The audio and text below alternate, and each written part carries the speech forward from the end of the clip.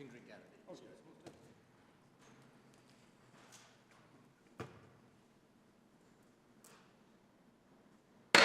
rise.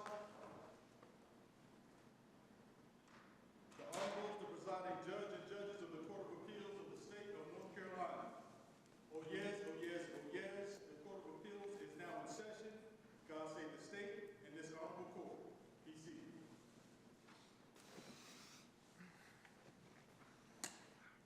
Welcome to the North Carolina Court of Appeals. I'm Judge Valerie Zachary. To my right is Judge Toby Hampson. To my left is Judge Jefferson Griffin. Assisting us today are Deputy Clerk Roderick McFarland and Officer Richard Remillard. On the calendar this afternoon, we have Apollo Medflight, LLC versus Laquita Nelson et al. On appeal from New Hanover County. All right, is counsel ready to begin? Your Honor, Nelson here is for the plaintiff. I am ready to begin. Okay, thank you. Have you already worked out how much time you're going to say for rebuttal? And I asked for 5 minutes. okay, great.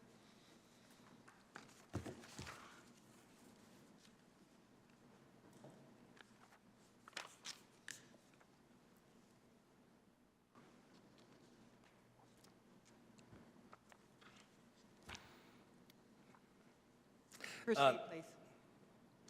Please proceed. Thank you very much. If it may please the court, North Carolina General Statutes 44A, 49A, 44-49A creates a lien upon any sums recovered as damages for personal injury in a civil action in this state. It provides for perfection of the medical lien by written notice with the validity of the lien conditional upon provision to counsel for the injured party free of charge with copies of the injured party's medical records. And it provides that there should be a retention of the funds by whoever has them to apply to satisfy the lien. Specifically, 4450 provides that before their disbursement, any person that receives those funds shall retain out of any recovery or any compensation so received a sufficient amount to pay the just and So your colleagues would say there's a distinction in our statutes between a personal injury action and a wrongful death action. How do you address that distinction here in this case? I think you just have to look at the plain language of 44A, of 44-49A. It says it creates a lien upon any sums recovered as damages for personal injury. It doesn't say that, it doesn't exclude the possibility that that lien, applies with respect to wrongful death actions. That's what I would say with respect to that, Your Honor. Well, excuse me, please. And I would point out that, there's going to be times when personal injury liens under 44A, I keep saying 44A, under 44-49A, you can have a lien placed upon, personal injury recoveries or potential personal injury recoveries, and then the party who is making that claim dies. There's going to be, I would call that a rare but not unusual circumstance. So I think that, to the extent that these things can be construed so that they're consistent with each other, they should be. And there's nothing in the wrongful death statute that says that that you can't put a medical lien on those recoveries. I would agree that it has to be on that portion that is recovered as damages for personal injury. But a wrongful death recovery can include all kinds of things, not just payment for medical expenses and this kind of stuff, but obviously that's something that you can recover under the wrongful death statute. So, I would say that 44-49A, if you just treat it sort of as a subset of the kinds of things that you can make wrongful death claims before, you can construe it in such a way that it's not inconsistent.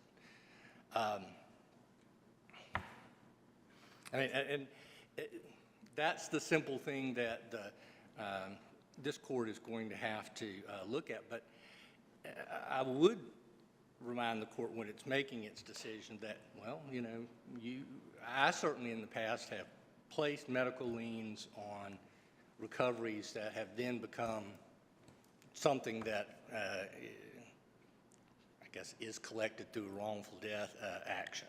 Is that what happened in this case? That is not what happened in this case, Your Honor. I believe the decedent in this case died relatively quickly and before we had filed. So our claim was against the estate. Is there any dispute that Ms. Williams died from injuries suffered in this accident? No, Your Honor. Okay. No, Your Honor. Well, does a trial court have to accept as true everything that's in that's alleged in the complaint? I believe that they're supposed to, Your Honor, that they are supposed to accept everything in the complaint as true and give my client all reasonable inferences that can be drawn from it. And so, you're, in the complaint, it's characterized as a personal injury claim rather than a wrongful death claim. So are we limited to construing it as a personal injury claim?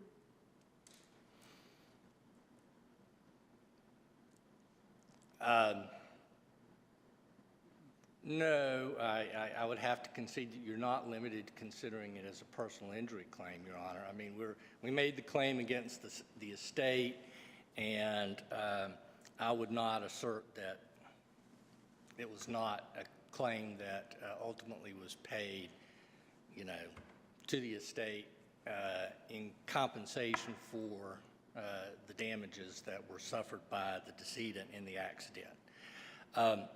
From which ultimately caused her death?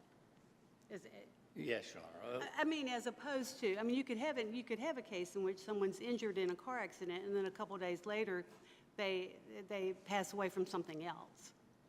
Yes, And that's what I'm trying to distinguish. I don't believe we would assert that's the case here, Your Honor. Okay.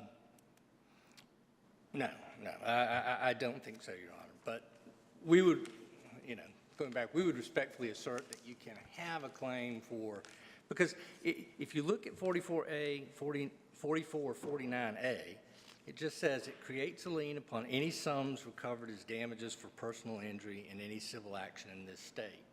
And, you know, if we do look, there appears to have been a liability payment, although it's not clear, you know, whose coverage paid it. And there appears to be a wrongful death, med pay recovery. And we would respectfully assert that both, you know, any kind of personal injury recovery would be recovery as damages for personal injury. You know, so if they're paying her for medical expenses that were incurred in connection with the accident, you know, we can lien anything that's recovered. That would be a damages for personal injury. I'm not so sure what to do about the med pay, Your Honor. I would say that it is recovery as damages for personal injury because they're paying, you know, they're paying out of a policy and perhaps even, you know, not the tortfeasor's policy, you know, as damages for the personal injury, but we would say that that's outside the wrongful death recovery. Okay. Well, I mean, I guess the question that I have then is are you saying that it's irrelevant whether it's a wrongful death action or a personal injury claim? As far as the lien statute goes? If it is a payment for damages for personal injury, it's irrelevant. We would contend that it's irrelevant whether it is a wrongful death action or not. But then the wrongful death statute only allows payment of $4,500. Am I correct for Yes, Your Honor. injured medical bills and everything? I agree with that, Your Honor. So how do you reconcile that with the lien statute, which would I guess would allow up to what, a third? Well, the wrongful death, if you look at 44-49A, it says that we can recover, we can have a lien up to 50% of the recovery. The wrongful death statute says $4,500 or 50% of the recovery, whichever is lesser. So you're just putting an additional boundary to the set of recovery if it becomes a wrongful death statute, and if it's covered by the wrongful death statute. So we would contend that we could collect, $4,500 if they died and it becomes a wrongful death recovery, and we would contend that we were entitled to $4,500 or 50%, whichever is the lesser. So we would have a lien on the $4,500 if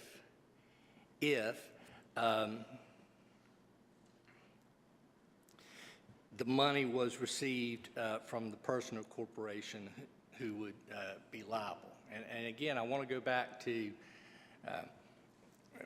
we're talking about this as if, this is recovery in tort. But there were two payments in this case, Your Honor. One, there was one that appears to have been a liability payment, and we would certainly agree that 2818-2 would apply. But if it's just a med pay out of the vehicle's owner's own pocket, it's not from the person or corporation that would have been so liable. And there's no particular reason. Let's say that there's $50,000 in med pay, as appears to have been the case here, and my client's claim was 48 out of that, and there was another $5,000 or $6,000 in medical expenses that were paid out of the med pay. It's not from the person or corporation so liable, but it is something that is being paid as damages for personal injury, or at least we would contend it was. So we would respectfully assert that med pay is not a wrongful death.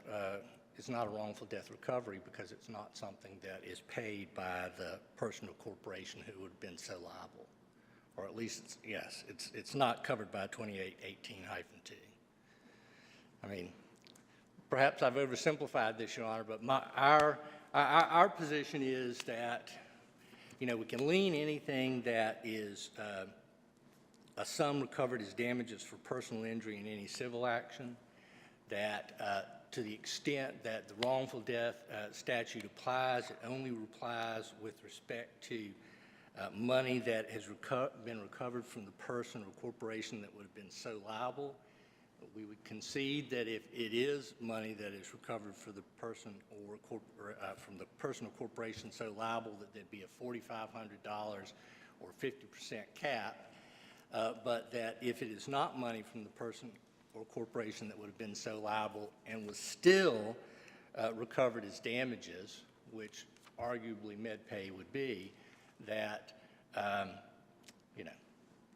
there's no $4,500 cap, and we could get whatever our prorated portion of the MedPay payment is. So, but you've got a $50,000 judgment against the estate. Sure. In this case, so how does that relate or impact to the claims as against the law firm? Well, we've got a judgment. We don't have the money. I mean, the whole purpose of having a medical lien statute, Your Honor, is so we don't have to chase the money. People, entities such as the insurance companies or attorneys who come into the possession of the money are obligated to pay us so that we don't have to go to, wherever it is and try to recover the money. I mean, and, that's what's happened here, Your Honor. This money went to Georgia and it's disappeared. And there's no good way for the, plaintiffs to go down to Georgia and do more than get the judgment that they already have and try to collect from the executor.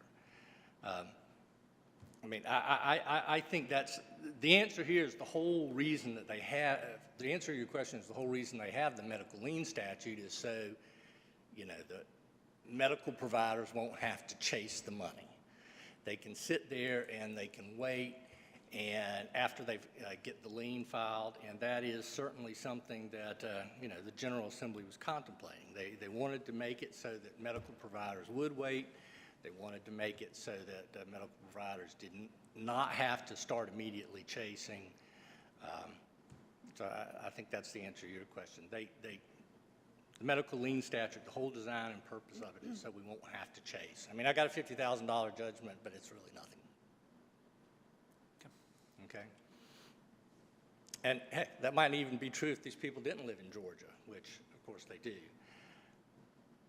Well, how do you reconcile the fact that first-party settlement proceeds for wrongful death are not distributed in accordance with the Intestate Succession Act? Why aren't they Well, why aren't they accepted from that? Under your reasoning, why would you distribute first-party settlement proceeds in accordance with the Intestate Succession Act?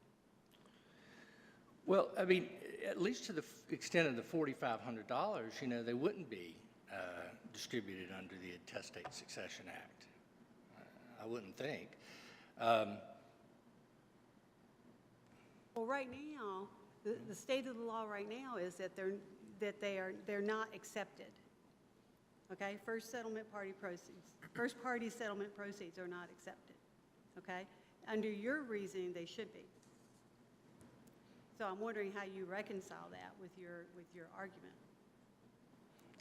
The first party settlement proceeds, if there's a lien on them. Like you're talking about like underinsured motorist coverage or something. Yes. I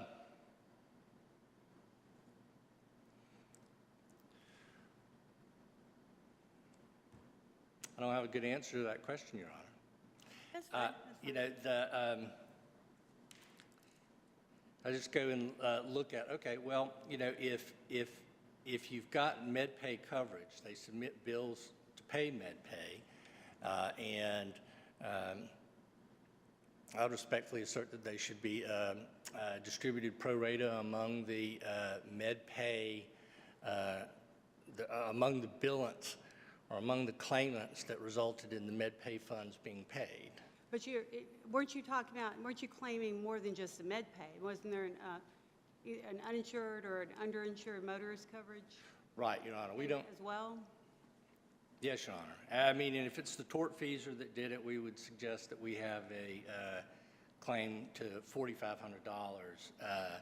as it appears to be provided for under the wrongful death statute. And if it's MedPay, then it's just a whole different kettle of fish. We would assert. I thought there were two. I thought there was MedPay and then an underinsured or underinsured motorist.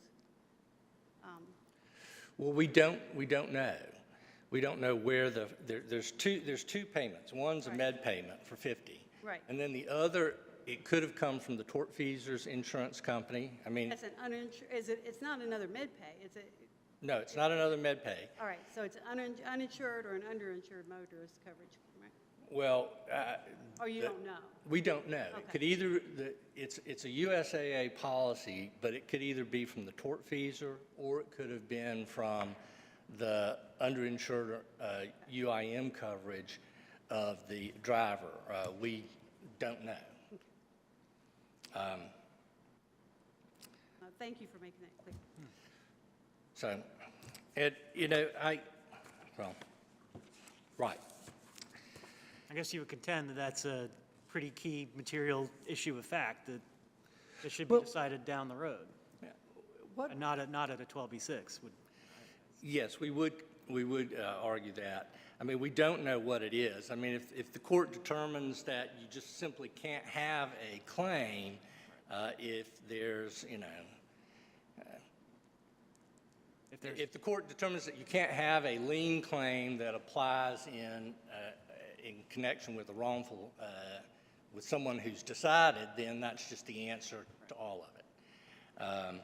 If the court determines that you can have a lien, and that lien is enforceable in connection with a wrongful, in connection with a claim against the estate, And, you know, just because someone dies doesn't mean any liens that you might have beforehand or don't still exist, or you can't put a lien against them. How do I put this? Well, let's say someone has a deck built on their house and the 120 days hasn't run and then they die. I mean, you can still have a lien that's enforceable against the estate, okay? And that's, you know, I suppose what we're arguing here, that, you know, the language of 44-49A leaves open the possibility that you can file a lien against recoveries for personal injury, and that's what we did. And, you know, with respect to the wrongful death, with respect to if it's a wrongful death recovery, we would strike that. If it was a recovery from the tortfeasor, we would certainly concede that we would be capped at the $4,500 or 50% of the recovery, whichever is the lesser. And again, with respect to our last claim, I would simply say, with respect to unfair trade practices, if there is a lien, what they've done is something that Nash Hospital suggests is an unfair trade practice. I mean, Well, my question is, do we even get that far? If you look at the allegations of the complaint, there's no allegation that it was a wrongful death claim. It just says personal injury. If we take all the allegations, if your complaint is true, are we kind of, you know, we don't know that it's a wrongful death claim. We don't know, I mean, it says estate, but we don't know why she passed away. And so shouldn't this court at that point proceed as if it were a personal injury claim?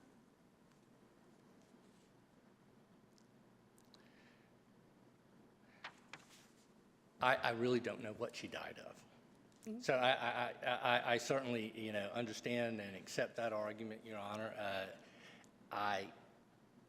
She may have gone in and been perfectly healthy and stroked out, or have died of something that was unrelated to the accident.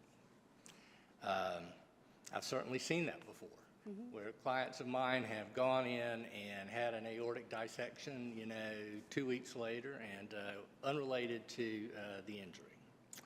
I wish I could say whether I knew that that's what she died of or not, but it's true that I don't know. But don't you make the argument that in your brief that we're You're definitely putting the cart before the horse, Sean, because we don't know. I agree with that. okay?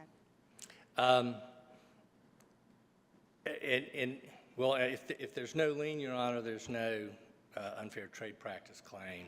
If there is a lien, we would respectfully argue that there is. I think, you know, this is not, sending a check down to Georgia Council is not rendering a professional service. Paying money on which there's a lien is not rendering a professional service. If it's something that State Farm can do and not be licensed to practice law, then you doing it should not be rendering of professional services that would get you out of the unfair trade practice claim. You know, that's my argument. I've tried to keep it simple. I will state just in terms of the motion to dismiss, Your Honor, I did want to sort of summarize the arguments that are in the brief. Your Honor, we've made there was a certificate of service attached that raises a presumption of timely service on their counsel. They presented evidence to rebut the presumption, which is that we didn't receive it. There's a little bit of hearsay in there about what Brian Kromke said, but, you know, Brian obviously received the notice of appeal by email and probably received it by first-class mail, Your Honor. I don't think that there's any, you know, I don't think it's unusual at all to throw away second copies when you receive them by mail if you've already received them by email. It doesn't seem to be enough to rebut the presumption of valid service. I would hope that the court would take this opportunity to say that the proper place to make determinations of that type is at the trial court level. I mean, if Brian, if this court's not really well positioned to make findings of fact on paper, I probably would have brought in Brian if we had had the hearing down there and gotten him to admit that he received. Yes, he did receive the email, and he often throws the second copies away. I suspect that he would have testified to that. That's not the kind of thing that should be considered here. So when the Court of Appeals is passing on whether or not there should be whether or not there should be a dismissal, I would hope that they would, make it clear going forward to the bar that, the right place to make those kind of place to make those arguments is at the trial court level, where they can make findings of fact that then the court could decide whether there was enough evidence to support them. And that presumes that, presuming that there wasn't good service. Well, we did get good service on Brian. That makes this a non-jurisdictional question. They got our contract with for transcription like the day after the notice of appeal was filed. There's nothing really that would have affected your ability to consider this case. And if there's a sanction to be imposed, well, we respectfully assert that it's well short of what would be appropriate to dismiss. And in fact, under those circumstances, there really shouldn't be any sanction at all. Was there any prejudice to defendants? There should not have been, Your Honor. I mean, what prejudice would there have been? They had they knew within a day that, we must have filed a notice of appeal. We served our record on appeal with a full transcript, so they don't have the argument that, perhaps we would have ordered a full transcript. There's simply no appeal. But I do think that it might be appropriate for the Court of Appeals to say, hey, this is something that should be considered at the trial court level, and then it can come up to us. I mean, I don't have Brian here sworn in to testify, and that, I could have done that at the trial court level. Thank you very much. Thank you.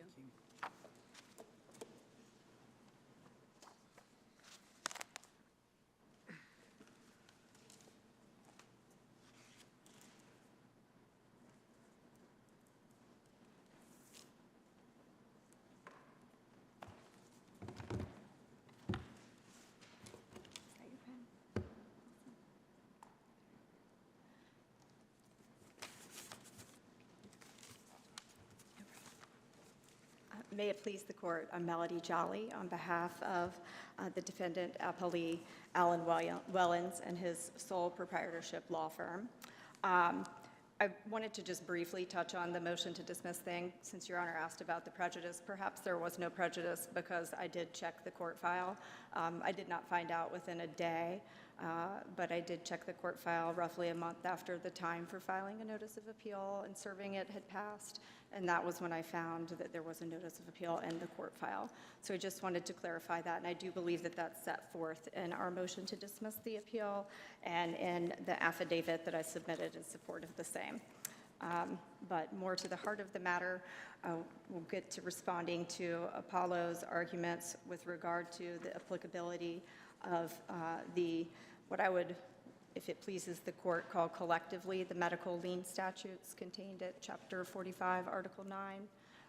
So if I could refer to those collectively as medical lien statutes, and then the interplay or lack thereof with our state's Wrongful Death Act.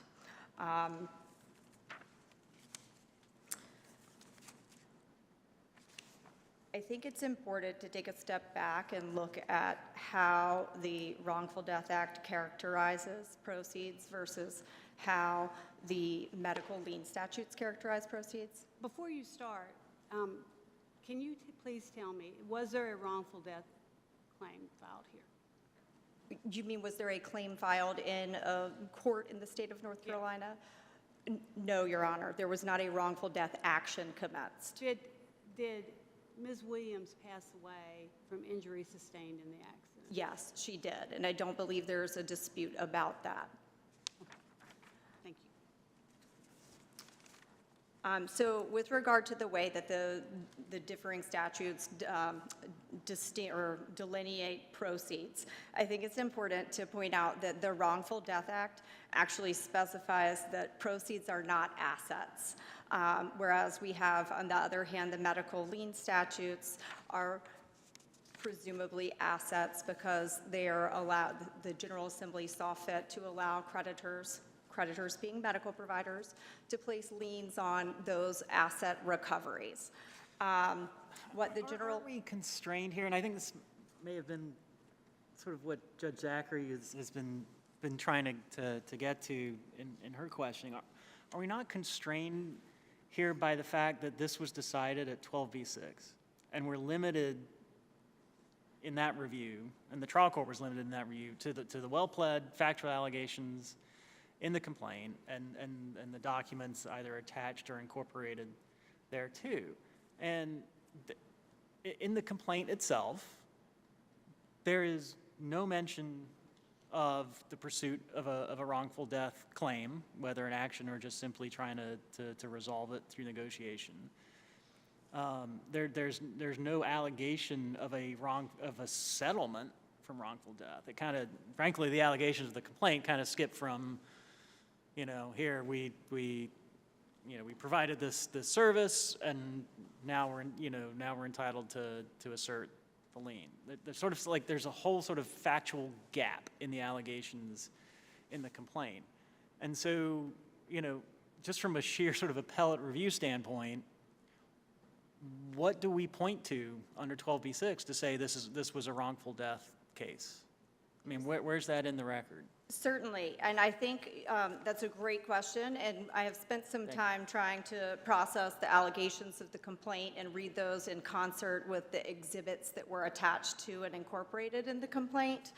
And the complaint does allege that on April 14th of 2019, Ms. Williams was involved in a motor vehicle accident and that she suffered a medical emergency. That same day, that medical emergency necessitated her life flight by Apollo to New Hanover Regional Medical Center. It further alleges that Mr. Wellens, Attorney Wellens, was retained to represent the estate in pursuit of, and the complaint does call them personal injury claims, but I don't think that's dispositive, and I'll tell you why. But it does allege that my client was retained to represent the estate in pursuit of personal injury claims, and that my client assisted with procuring a settlement in connection with the accident. It then goes on to allege that Apollo served counsel for the personal representative of the estate, my client, with notice of its purported lien interest pursuant to in CGS 44-49. So when reading the complaint as a whole, recognizing that Ms. Williams' demise was from the motor vehicle accident, reading the exhibits to the complaint, which reflect that she was a Jane Doe. I can't remember specifically what it says right now. I think it says Doe bubbles, because that's a term that they use so that we don't have thousands of Jane Does at New Hanover Regional Medical Center. And so reading it as a whole and seeing that her demise was from the injuries she sustained in the accident, and that the settlement was procured as damages for the accident, then I believe that taking those things as a whole collectively, even at 12b6, the court is able to discern that it is a wrongful death recovery and not one for personal injury.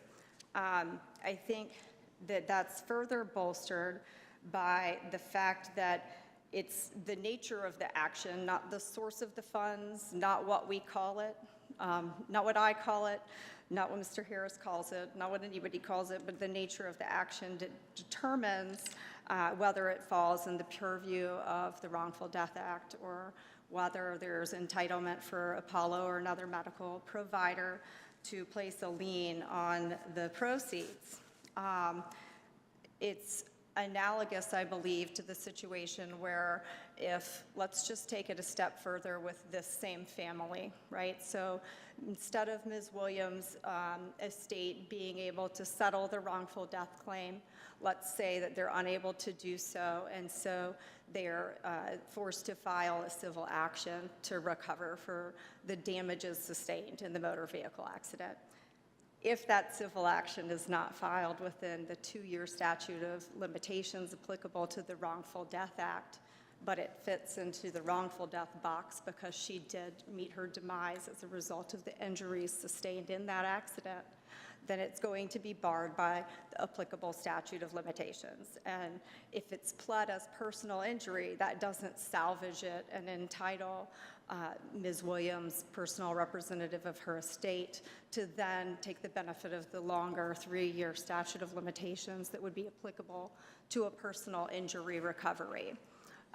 So I think it's less about what it's called in the complaint and more about reading the totality of the allegations and the supporting exhibits that are incorporated by reference into the complaint. Does that answer your question? Well, I'm probably the kind of question only, an appellate guy can, Or gal. or gal for that matter. Yes, Judge.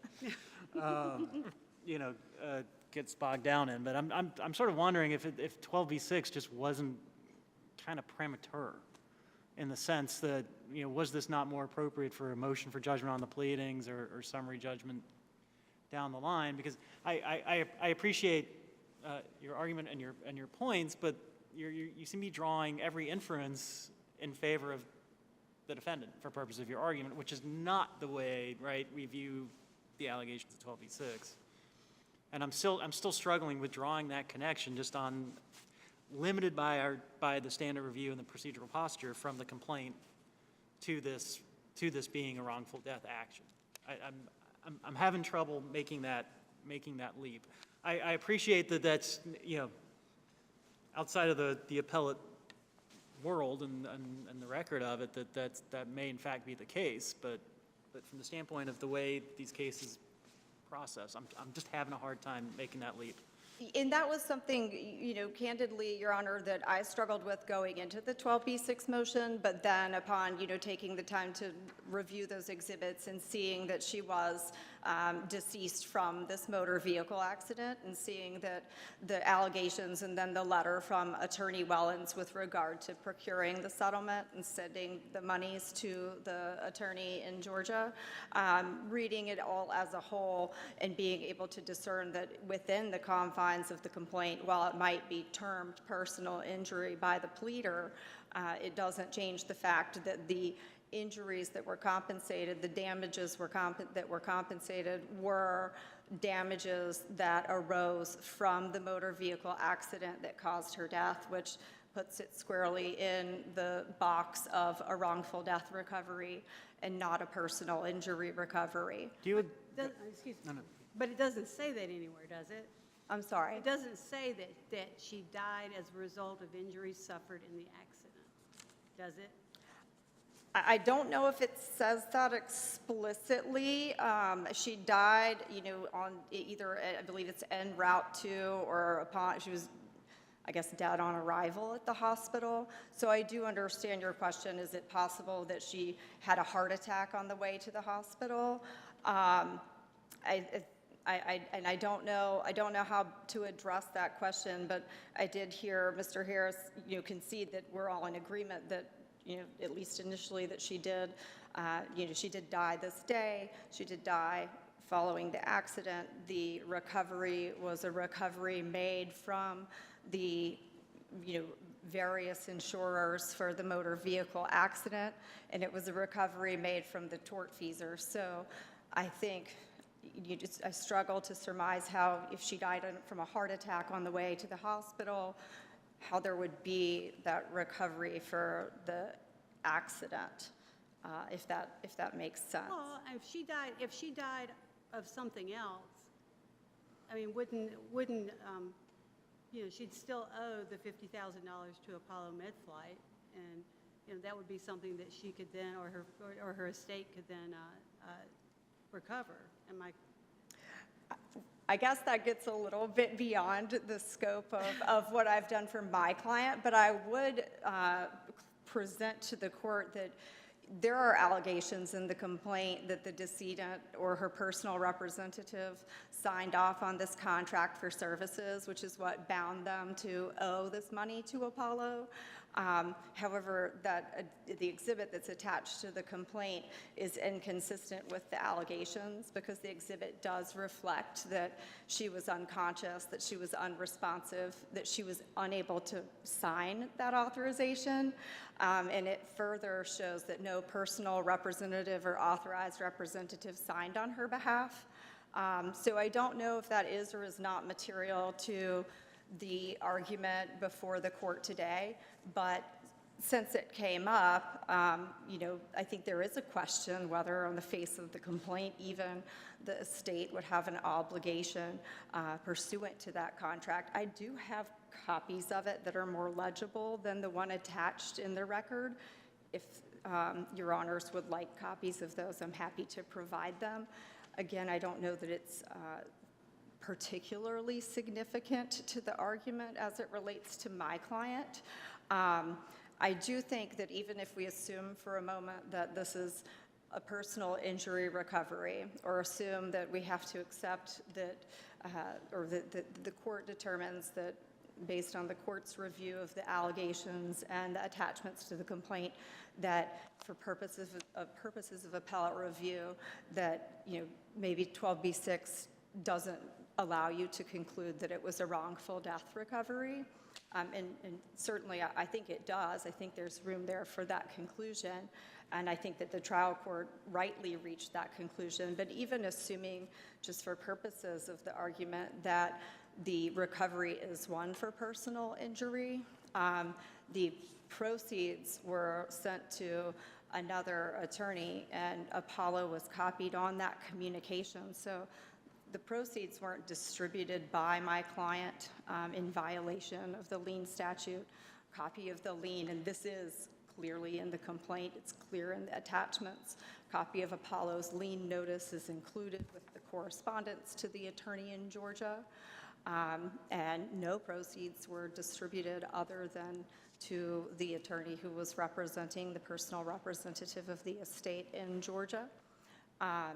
So with that, I suppose perhaps there's a claim to be had against that attorney, but I don't believe that the law supports that sending proceeds to another attorney who's a fiduciary would violate the lien statute or even the spirit of the lien statute.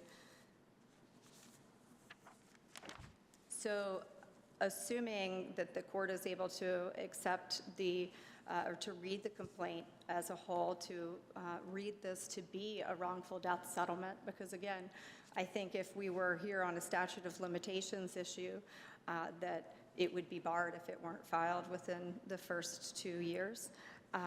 So under that analysis, there's been a lot of discussion as far as first-party insurance proceeds, as far as the silence of the Wrongful Death Act as to whether or not there can be a lien on that recovery. And I would present to your honors that the Wrongful Death Act actually is not silent. It specifies very specifically recovery, not proceeds. The General Assembly clearly had intent to protect assets for next of kin in order to presumably make those next of kin as whole as possible when losing their loved ones.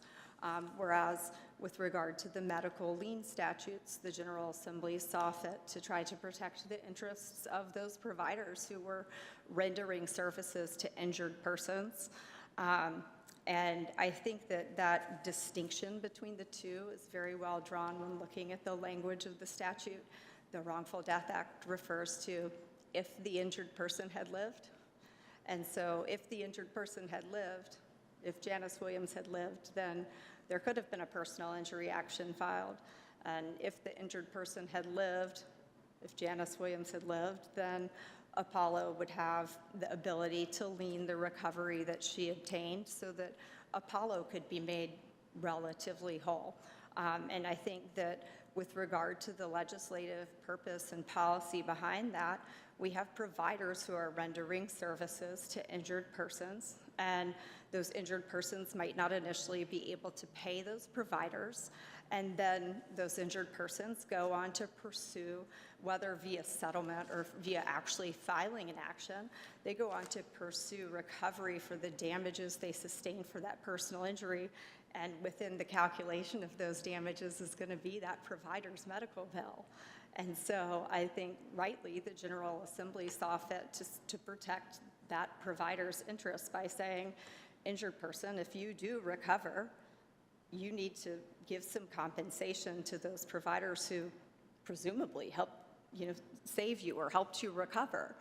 Whereas with Wrongful Death Act, the statute says if the injured person had lived, and then gives exceptions.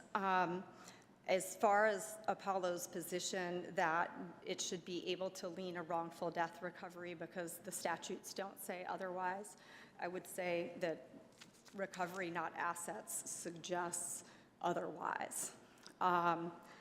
Also, the Wrongful Death Act does contemplate liens. The General Assembly wasn't, it doesn't appear that they weren't thinking about liens because they did create an exception for those liens of the state employee's health plan.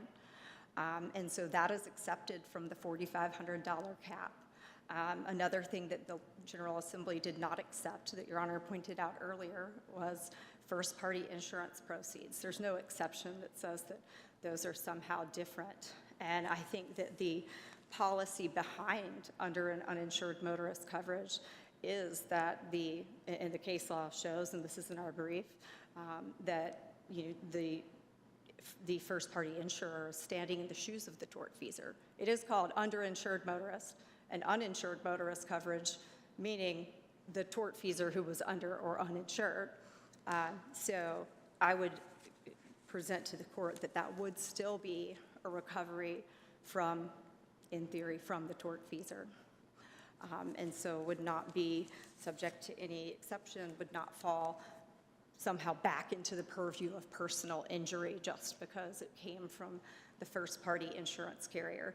And further to the point of the legislative policy behind the Wrongful Death Act, if the intent is to protect the next of kin of the injured parties and to see fit to try to reserve those assets for the family, one would think that it only follows logically that the first-party insurance coverage that's in place would also be to the benefit of those next of kin as opposed to the benefit of creditors.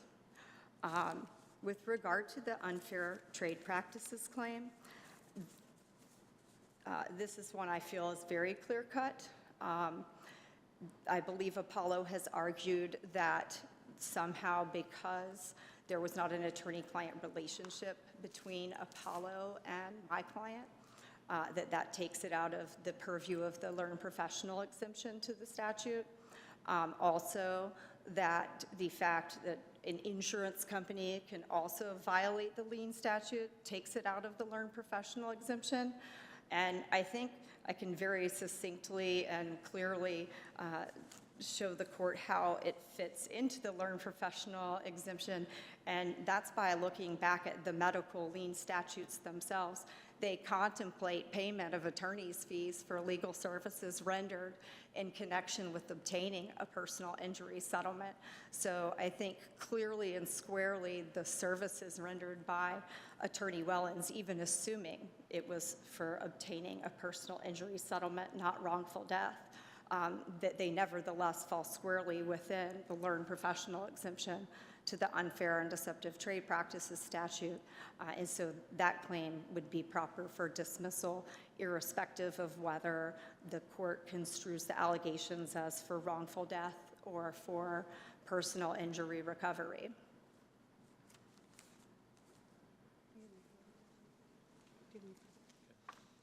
Thank you very much. Thank you.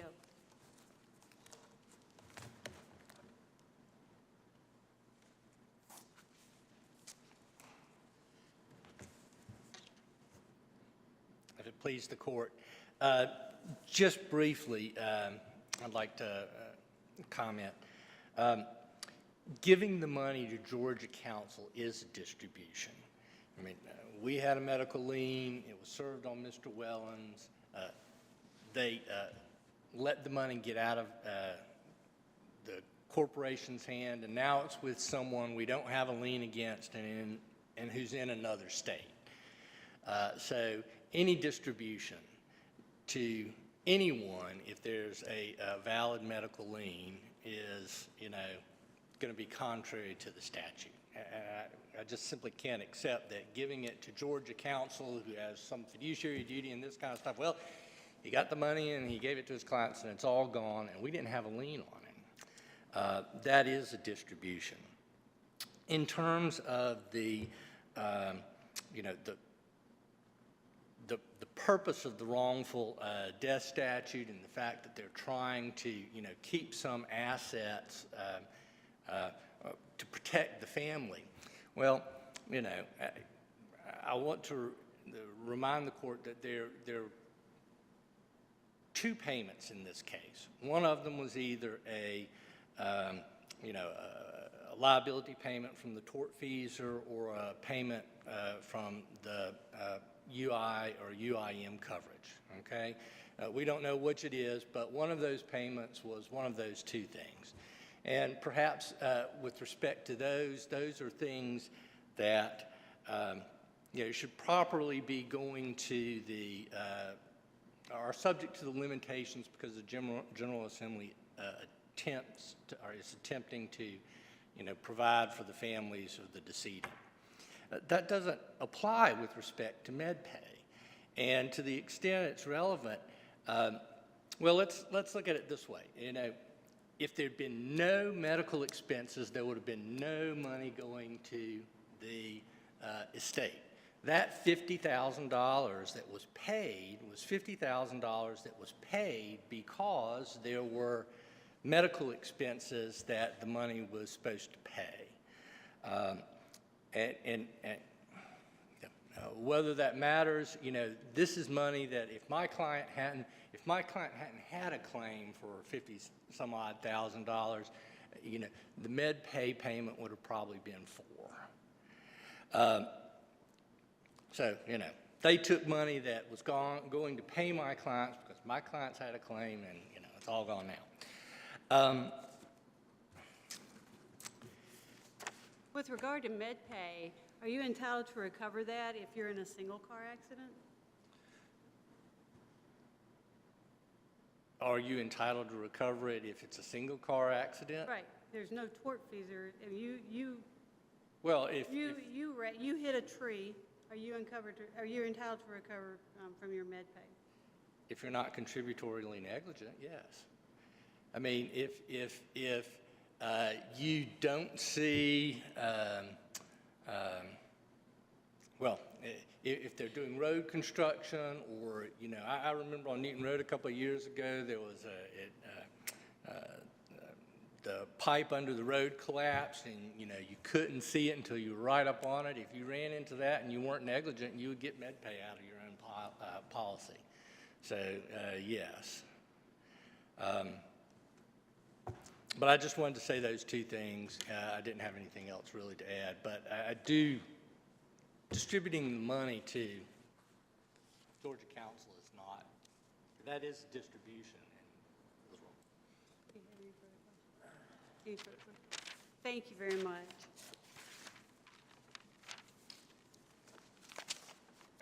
That concludes oral argument in this matter. We'll take it under advisement.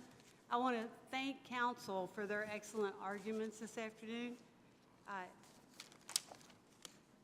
we may adjourn. All rise.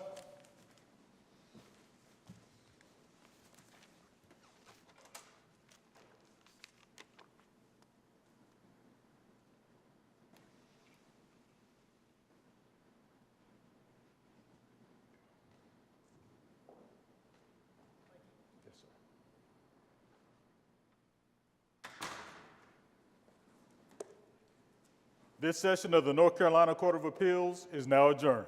Good